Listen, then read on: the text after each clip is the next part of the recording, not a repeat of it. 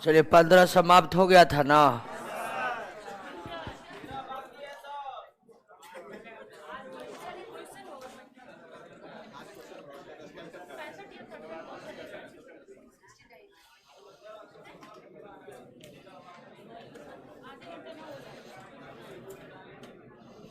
अच्छा,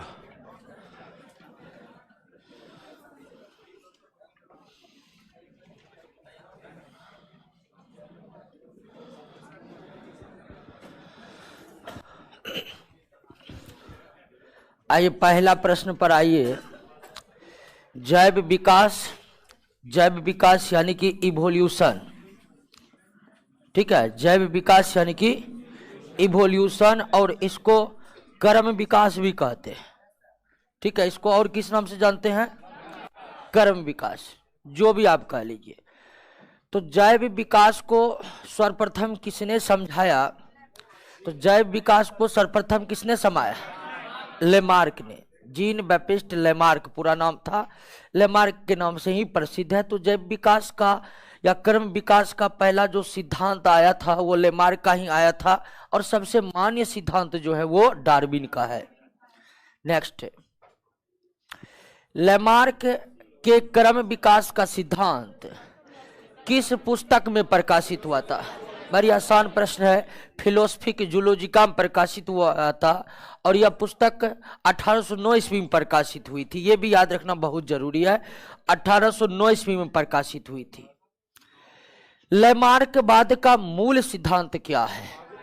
हाँ, लेमार्कवाद का मूल सिद्धांत है उपार्जित लक्षणों की वंशागति। उपार्जित लक्षणों की वंशागति। प्राकृतिक चयन की बात डार्विन ने किए हैं, जीवन संघर्ष की बात डार्विन के किए हैं, नए अंगों का अचानक विकास उत्परिवर्तन कहलाता है, और उत्परिवर्तन की बात हुगो डिवरीज ने की है। यानी कि चार बातों में एक ही बात लेमार्क का ही है। और लेमार्क का जो मूल सिद्धांत यही है कि उपार्जित लक्षणों की वंशागति होती है।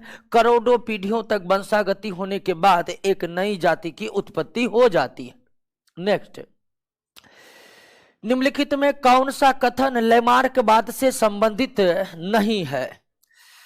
निम्नलिखित में कौन सा कथन लेमार्कवाद से संबंधित नहीं है?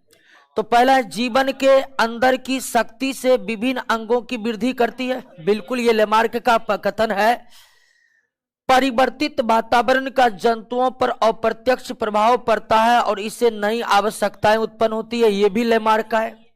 भोजन तथा आवास सीमित होने के कारण जंतुओं से आपस में अस्तित्व के लिए संघर्ष होगा। ये बात नहीं है। अस्तित्व के संघर्ष की बात डार्विन ने की है। अस्तित्व के संघर्ष की बात डार्विन ने की है, अस्तित्व के संघर्ष के बाद लेमार्क ने नहीं किए हैं। यानी सी जो है गलत है। उपयोग अनुपयोग की बात तो लेमार्क किए ही किए हैं। नेक्स्ट पर आते हैं। जीवों के प्राकृतिक चयन, नेचुरल सिलेक्शन की जब भी बात होगी तो नेचुरल सिलेक्शन का सिद्धांत किसने दिया है? डार्विन ने। हालांकि इसमें रसेल वेलेस और स्पेंसर का भी योगदान है। ऑप्शन आएगा, टेंशन का लेते हैं, बोले ना प्रश्न बाहर नहीं जाएगा। आ रहा है ऑप्शन। डार्विन बाद आ रहा है, प्रश्न आ रहा है, ठीक है।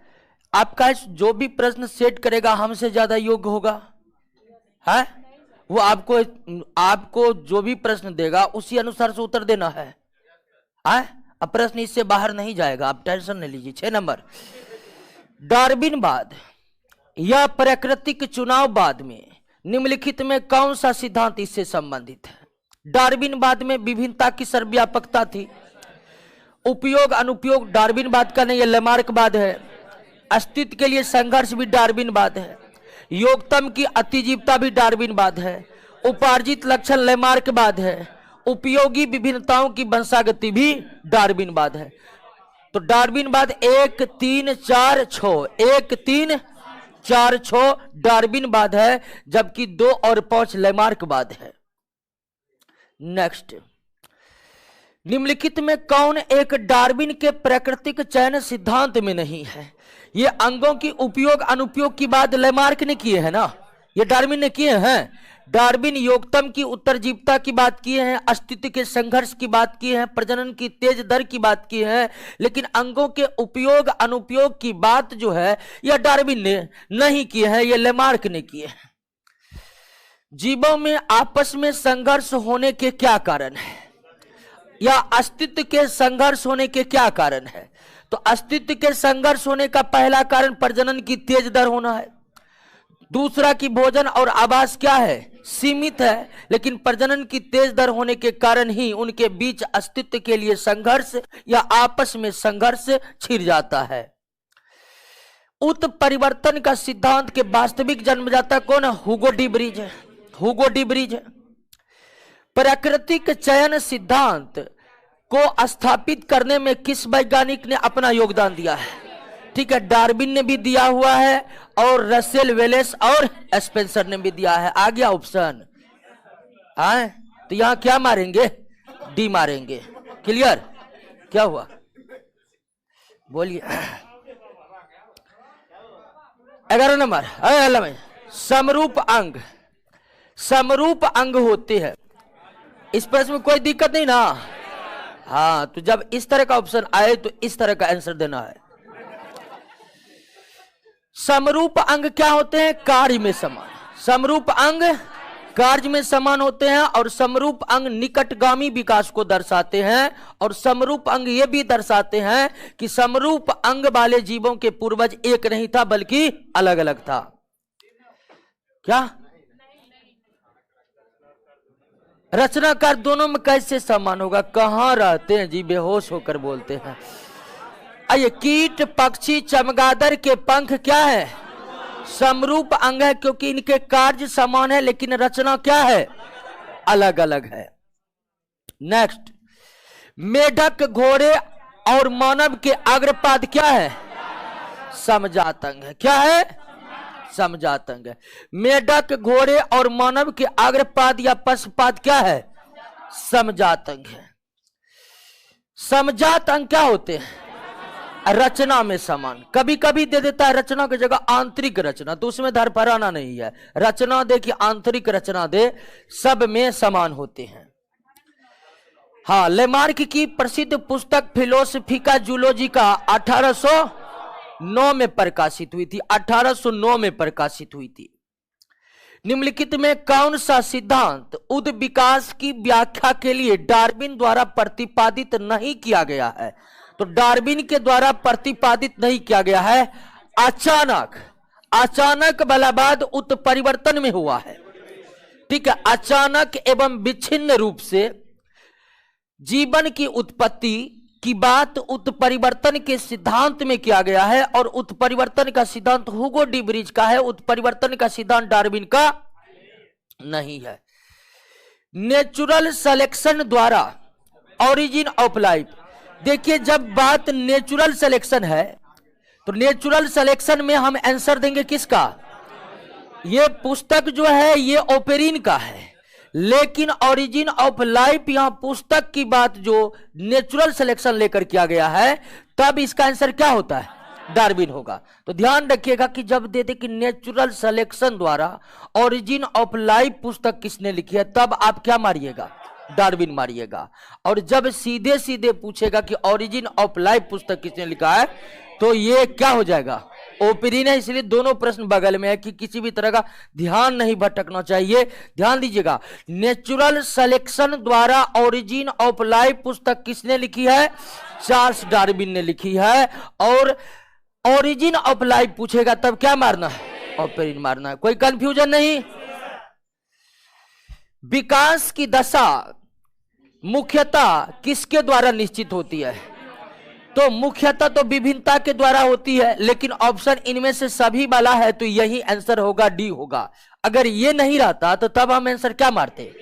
विभिन्नता, क्योंकि इवोल्यूशन में सबसे महत्वपूर्ण विभिन्नता है, वेरिएशन है। हाँ, 18 का डी होगा। हाँ, डी होगा। चलिए आइए, भोजन एवं आवास के लिए जंतुओं में आपस में किस प्रकार का संघर्ष होता है? तो संघर्ष 3 प्रकार का होता है। एक समान जाति में अंतर आ जाती है, अलग अलग जाति में, और पर्यावरणीय मतलब बहुत अधिक बाढ़, सुखाड़, इन सब से जब संघर्ष करना पड़े तो उसे हम पर्यावरणीय संघर्ष कहेंगे। तो इनमें से सभी होगा। 3 प्रकार के ही संघर्ष होते हैं। निम्नलिखित में कौन सा मनुष्य के अवशेषी अंग है? तो अपेंडिक्स, अपेंडिक्स आप जानते हैं, बाह्यकर्ण की पेशियां, निक्टेटिंग पर्दा, ये सारे के सारे अवशेषी अंग है। नेक्स्ट, दाहिना फुफ्फुस, लेफ्ट लंग्स जो है किसका अवशेषी अंग है? सांप का। ठीक है, दाहिना फुफ्फुस सांप का अवशेषी अंग है। नेक्स्ट, निम्न में कौन सा मनुष्य का अवशेषी अंग नहीं है? ठीक है, हाँ, सामने वाले चपटे दांत अवशेषी अंग नहीं है। सबसे कारगर दांत तो यही है दोस्तों। हाँ, भोजन भी काटते हैं, सुरक्षा भी कर लेते हैं। तो सामने वाले चपटे दांत किसी भी दृष्टिकोण से अवशेषी अंग तो होगा नहीं। 24 पर आइए। किस सिद्धांत के अनुसार नई जाति का निर्माण छोटी छाटी नहीं, छोटी छोटी होगा? छोटी छोटी विभिन्नताओं का पीढ़ी दर पीढ़ी संचयन से नहीं, बल्कि सामान्य जनकों की संतानों के अचानक, हाँ अचानक की बात होगा तब सीधे आंसर मारिए क्या? उत्परिवर्तन। जब अचानक की बात हो तो ये उत्परिवर्तन में ही संभव है। नेक्स्ट, पक्षियों और कीटों के जो पंख है वो क्या है? असमजात। असमजात यानी कि समरूप। ठीक है, असमजात यानी कि समरूप अंग भी कहते हैं। असमजात को समरूप अंग भी कहते हैं दोस्तों। पेंगुइन के पैडल्स और वेल के फ्लिपर्स जो है ये समजात अंग है। पेंगुइन के पैडल्स यानी जिसके सहायता से वो तैरते हैं, और वेल के फ्लिपर जिसके सहायता से वे तैरते हैं, ये दोनों ही समजात अंग है। ठीक है, याद रखिएगा कि पेंगुइन के पैडल्स तथा व्हील के फ्लिपर्स ये समजात अंग है, और पैडल्स और फ्लिपर्स दोनों ही तैरने में सहायता करते हैं इन जीवों के। ऐसे अंग जो विभिन्न कार्यों में उपयोग होने के कारण काफी असमान हो सकते हैं, लेकिन उनकी मूल संरचना एवं भूर्णीय प्रक्रिया में समानता रहती है, उसे हम क्या कहते हैं? मूल संरचना में समानता है तो वो समजात अंग है। पुनरावृत्ति यानी कि रिकैपिटुलेशन का थ्योरी किसने दिया है? हीकेल ने दिया है। पुनरावृत्ति का सिद्धांत हीकेल ने दिया है दोस्तों। जैव विकास के संदर्भ में सांपों में अंगों का लोप होने को स्पष्ट किया जा सकता है। तो सांपों में अंगों का लोप होने का स्पष्ट जो हम कर सकते हैं वह अंगों के उपयोग तथा अनुपयोग। लंबे समय तक सांप ने जिन अपने अंगों का उपयोग नहीं किया वो धीरे धीरे पीढ़ियां बीतते बीतते लुप्त होते गई। यानी माना जाता कि सांप के जो पूर्वज थे उसको पैर थे, लेकिन वो इस्तेमाल नहीं करते थे। धीरे धीरे पैर का जो विकास पीढ़ी दर पीढ़ी कम होते गया और एक बाइक जो है गायब हो गया। हाँ, मानव में पूछ 30 नंबर, निम्नलिखित कथनों पर विचार कीजिए। लैमार्क के अनुसार आधुनिक जिराफ की गर्दन की लंबाई बहुत अधिक होने के कारण यह है कि पिछले वंशजों में उसकी लंबाई बराबर ही बढ़ती गई। बिल्कुल लैमार्क के अनुसार यही हुआ है। लैमार्क के अनुसार जिराफ की अगर बात करिएगा तो जिराफ की लंबी गर्दन कौन सा आया?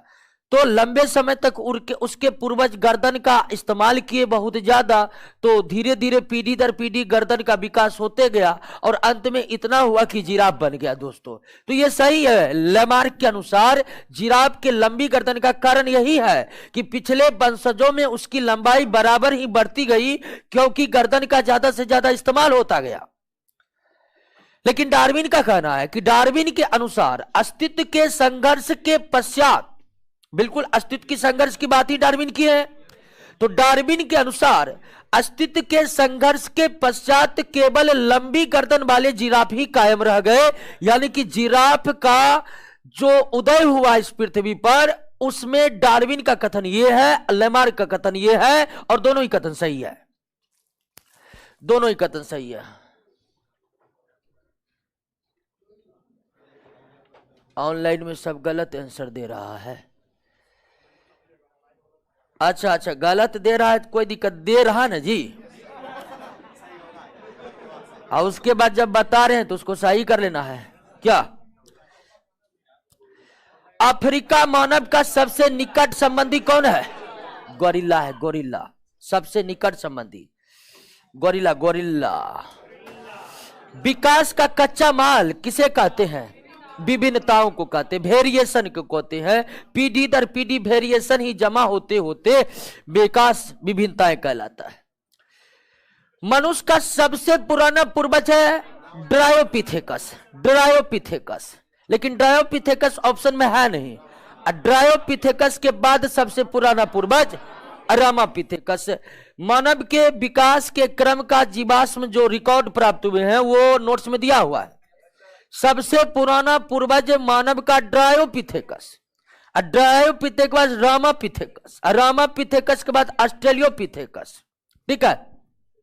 ऑस्ट्रेलियोपिथेकस के बाद होमो इरेक्टस, होमो इरेक्टस के बाद अर्ली होमोसेम्पियस, और उसके बाद निएंडरथल, क्रो-मैग्नन, और क्रो-मैग्नन से मॉडर्न मैन की उत्पत्ति हुई। दोस्तों, घोड़े का सबसे पुरातन पूर्वज इयोहिपस है, इयोहिपस। घोड़े का भी जीवाश्म रिकॉर्ड आपके नोट्स में दिया हुआ है, और उसमें सबसे पुरातन पूर्वज इयोहिपस है। और इयोहिपस गधा की तरह था, गधा से भी छोटा था।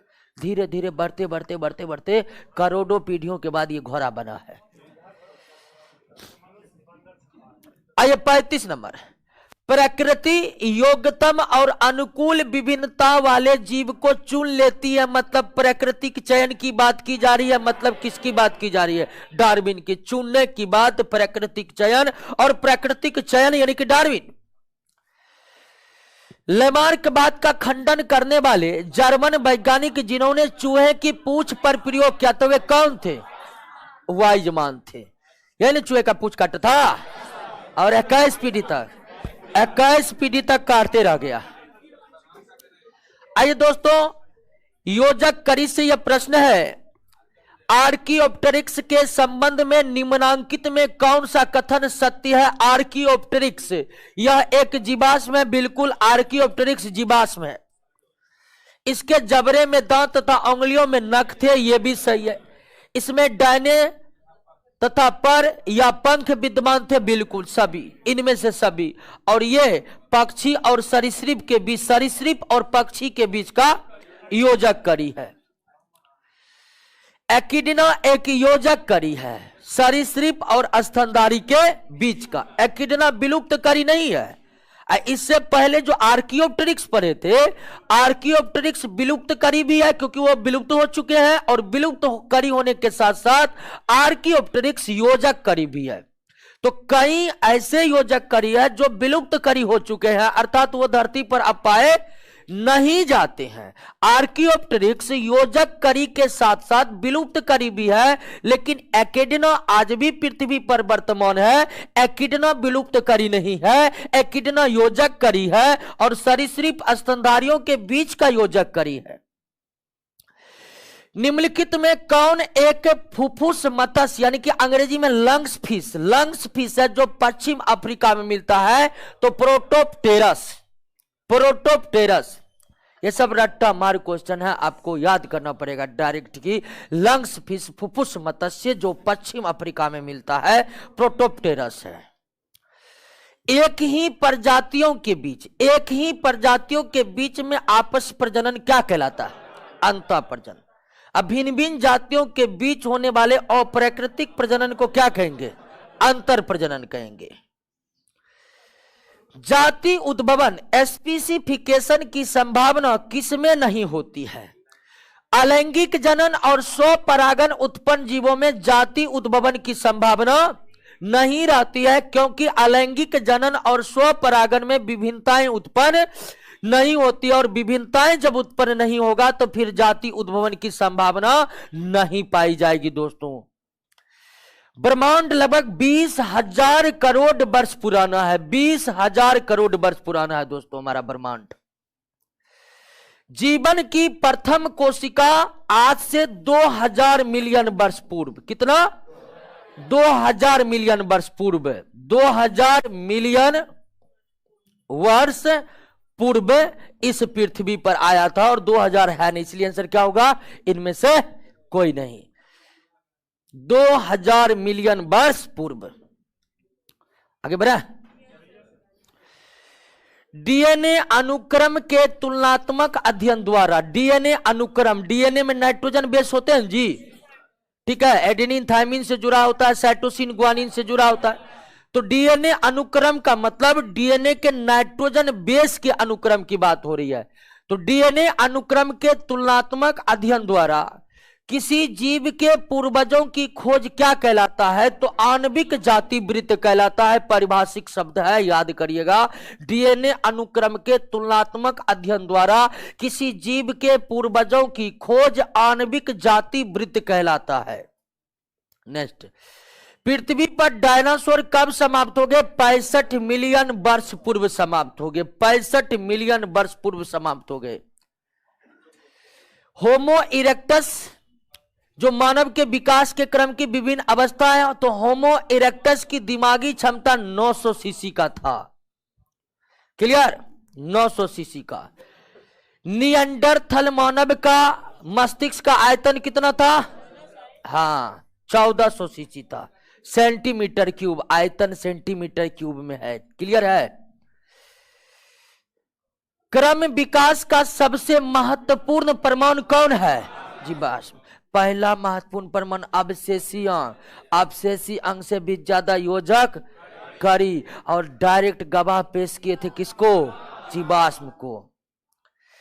डार्विन के प्राकृतिक चयन सिद्धांत की सबसे बड़ी कमी यह थी कि उन्होंने पूरा फोकस विभिन्नता पर किया था, लेकिन वो ये नहीं बताए थे कि विभिन्नता की उत्पत्ति होती कैसी है। वो तो बाद के समय में जब जेनेटिक्स की स्थापना हुई तब जाकर पता चला कि विभिन्नताओं के उत्पत्ति का कारण जीन है।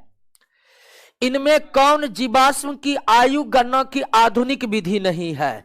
रेडियो कार्बन तो ये आधुनिक विधि है, समस्थानिक भी आधुनिक विधि है। समान गुण वाले अन्य जीवों की आयु द्वारा किसी जीवाश्म की आयु की गणना करना ये पुरातन विधि है जो अब इस्तेमाल में नहीं लाए जाते हैं। जीवन की उत्पत्ति कहां हुई? जल में हुई, क्योंकि स्थल पर डायरेक्ट पराबैंगनी किरणें आ रहे थे, ओजोन परत नहीं था, इसीलिए स्थल पर जीवन का विकास संभव ही नहीं था। सर्वप्रथम यह तथ्य किसने प्रकट किया कि मीथेन, अमोनिया, हाइड्रोजन जलवाष्प के से विद्युत विसर्जन द्वारा कार्बनिक यौगिक का संश्लेषण संभव है? तो एस.एल. मिलर ने। एस.एल. मिलर ने। जीवन की उत्पत्ति के समय निम्न में कौन स्वतंत्र अवस्था में नहीं था? ऑक्सीजन नहीं था, लेकिन ऑक्सीजन यौगिक के रूप में मौजूद था, यानी ऑक्सीजन जल के रूप में मौजूद था, लेकिन स्वतंत्र रूप में ऑक्सीजन मौजूद नहीं था। लेकिन हाइड्रोजन स्वतंत्र रूप में मौजूद था, सबसे ज्यादा मौजूद था। निम्न कथनों पर विचार कीजिए। कार्बनिक जैव अणुओं के संश्लेषण हेतु प्रारंभ में पृथ्वी का वातावरण अपचायक होना अनिवार्य था, बिल्कुल। और वर्तमान में वातावरण क्या है? हाँ, ऑक्सीकारक है। दोनों सही है, दोनों सही है दोस्तों। विकास की प्रक्रिया में मनुष्य का निकटतम प्राणी कौन है? बंदर है, क्योंकि मॉर्फोलॉजिकल एविडेंस दोनों के काफी मिलते जुलते हैं। HMS बीगल जहाज से विश्व भ्रमण पर डार्विन गए थे, और विश्व भ्रमण पर आकर ही उन्होंने नेचुरल सिलेक्शन सिद्धांत का प्रतिपादन किए थे। जीवों के विकास के संदर्भ में कौन सा अनुक्रम सही है? जीवों का विकास कैसे कैसे हुआ? तो सबसे पहले पोरीफेरा, पोरीफेरा के बाद सिलिंट्रेटा, सिलिंट्रेटा के बाद प्लेटी हेलमिंथेज, ठीक है। प्लेटी हेलमिंथेज के बाद aschelminthes, annelida, arthropoda, mollusca, echinodermata, hemichordata, और उसके बाद कोर्डेटा। अब कोर्डेटा में पहले मछली, फिर एम्फीबिया, फिर रेप्टिलिया, फिर पक्षी और सबसे अंत में स्तन। तो विकास का क्रम आपको पता है ना, विकास का क्रम 5वां नंबर चैप्टर जो एनिमल किंगडम पढ़े थे उसमें जैसे जैसे हम पढ़े हैं विकास का क्रम उसी रूप में है। यानी सबसे पहले जंतु के रूप में इस पृथ्वी, हालांकि जंतु से पहले पौधा आए हैं इस पृथ्वी पर, लेकिन जंतु में सबसे पहले पोरीफेरा आए, पोरीफेरा के बाद सिलिंट्रेटा आए, सिलिंट्रेटा के बाद कृमि आए या प्लेटिहेल्मिन्थेस, स्केल्मिन्थेस आए, फिर एनिलिडा आए, फिर ऑर्थोपोडा आए, फिर मोलस्का आए, इकोनोडर्मेटा आए, हेमिकोडेटा आए, कोर्डेटा आए। कोर्डेटा में पहले मछली आए, उसके बाद एम्फीबिया आए, उसके बाद रेप्टिलिया आए, उसके बाद एबीज यानी पक्षी आए और सबसे अंत में उसी क्रम में मिलाना है दोस्तों ऑक्टोपस। ऑक्टोपस क्या है? मोलस्का है। ऑक्टोपस क्या है? मोलस्का। और डॉल्फिन है स्तनधारी। तो मोलस्का के बाद स्तनधारी, ये तो ठीक है। स्तन शार्क मछली है, स्तनधारी के बाद मछली विकास किया है, ये होगा? गलत है। पेंगोलिन आपको स्तनधारी है, ठीक है ना। कच्छप आपका रेप्टिलिया है, स्तनधारी के बाद रेप्टिलिया विकास किया, गलत हो गया। सालमेंडर एम्फीबिया है, अजगर रेप्टिलिया है, कंगारू स्तनधारी है। एम्फीबिया, रेप्टिलिया और मेमेलिया विकास का क्रम सही है कि नहीं? यहां देखिए एम्फीबिया, मेढक एम्फीबिया, केकड़ा डायरेक्ट लेकर चला गया ऑर्थोपोडा पर। तो पहले एम्फीबिया आया तब ऑर्थोपोडा आया। झींगा भी ऑर्थोपोडा है, तो ये भी क्या हो गया? गलत। तो विकास के संदर्भ में जो अनुक्रम सही है वो सालमेंडर, अजगर, कंगारू, एम्फीबिया, रेप्टिलिया, मेमेलिया, ये क्रम सही है दोस्तों। आंसर क्या हो जाएगा? सी। आगे बढ़े, चलिए बताइए इसमें क्या होगा? ए होगा, बिल्कुल ए होगा। उभयचर के बाद, सरीसृप के बाद, पक्षी के बाद यही होगा ना। निम्नलिखित में केवल अफ्रीका में ही पाए जाते सब जिराफ, जबरा, गोरिल्ला सारे का सारा अफ्रीका में ही पाए जाते, भारत में नहीं पाए जाते। भारत के शिवालिक पहाड़ी पर प्राप्त आदि मानव के जीवाश्म रामापिथेकस था। शिवालिक पहाड़ पर मिलने के कारण ही जीवाश्म का नाम रामापिथेकस रख दिया गया। जीवन की उत्पत्ति प्री कैम्बियम काल में हुई थी। किस काल में हुई थी? हाँ, 2000 मिलियन वर्ष पूर्व। और बैक्टीरिया, सबसे पहले कौन सा जीवन पनपा? बैक्टीरिया। बैक्टीरिया। मानव की उत्पत्ति प्लायोसीन काल में हुई थी। पृथ्वी के विकास को कई कालखंडों में बांटकर पढ़ा जाता है, ठीक है ना। और कालखंड को बांटकर भूगोल में आप लोग पढ़िएगा तो एकदम ये सब रट्टा मार क्वेश्चन है, आप याद कर लीजिए, क्योंकि इसमें कोई परिवर्तन नहीं हुआ है, नहीं होगा एग्जाम में। वर्तमान मानव का संभावित निकटतम सीधा प्राग ऐतिहासिक पूर्वज कौन है? क्रो-मैग्नन। क्रो-मैग्नन से पहले नीएंडरथल। मानव का वह पूर्वज जो सबसे पहले 2 पैरों पर सीधा खड़ा होकर चला, जावा कपी मानव। 2 पैरों पर खड़ा होकर सीधा चलने वाला पहला मानव जावा कपी मानव। जावा कपी मानव। महाद्वीप जहां मानव से संबंधित जीवाश्म सबसे अधिक मिलते हैं अथवा सर्वप्रथम मानव की उत्पत्ति कहां पर हुआ? अफ्रीका में हुआ। कहां पर हुआ? प्राग ऐतिहासिक मानव जिसने सबसे पहले संभवतः रहने के लिए झोपड़ियां बनाना तथा मुर्दों को धर्म क्रिया के साथ दफनाना प्रारंभ किया, वो कौन था? नीएंडरथल था। कौन था? नीएंडरथल। नव डार्विनवाद के अनुसार कौन सा कारक जैव विकास के लिए जिम्मेदार है?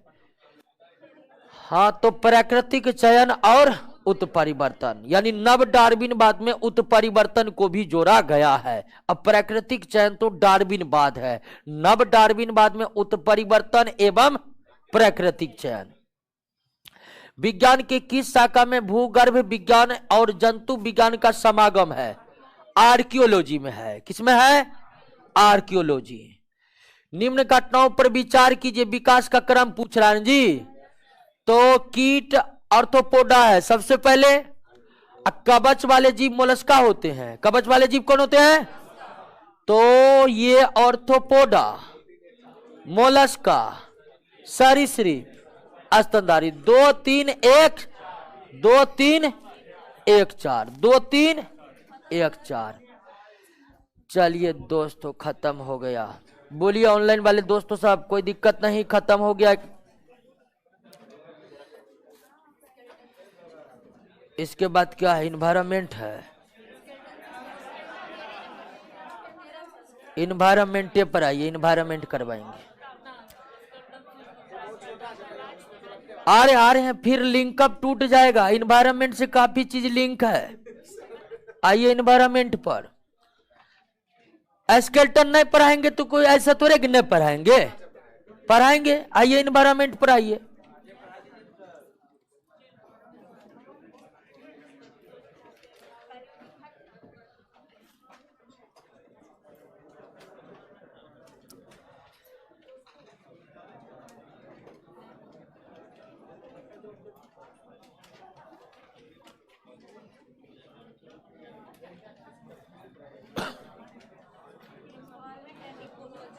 इक्यावन 52, देखिए 51 52 क्वेश्चन में क्या था?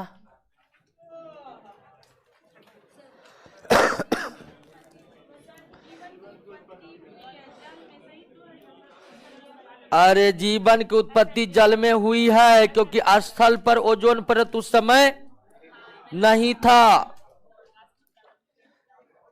और 52 नंबर देखिए, ये सब ऑनलाइन वाला सब बहुत जानबूझकर जो है ना,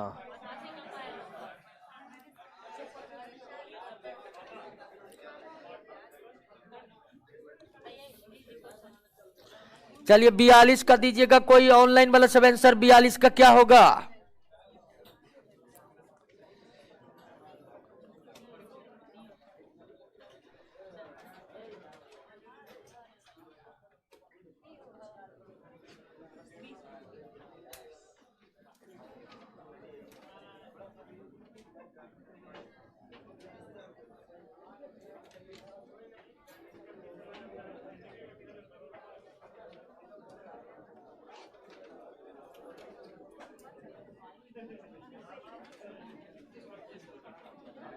बायोमोलिकुल्स का लेक्चर है ही नहीं, डलवाएंगे।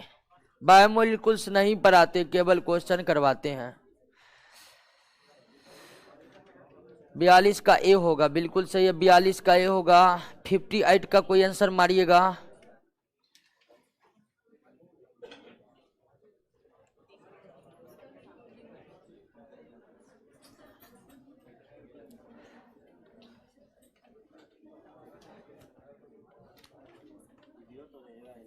हाँ हाँ बाद में। चलिए दोस्तों तुरंत फिर लाइव आते हैं। कट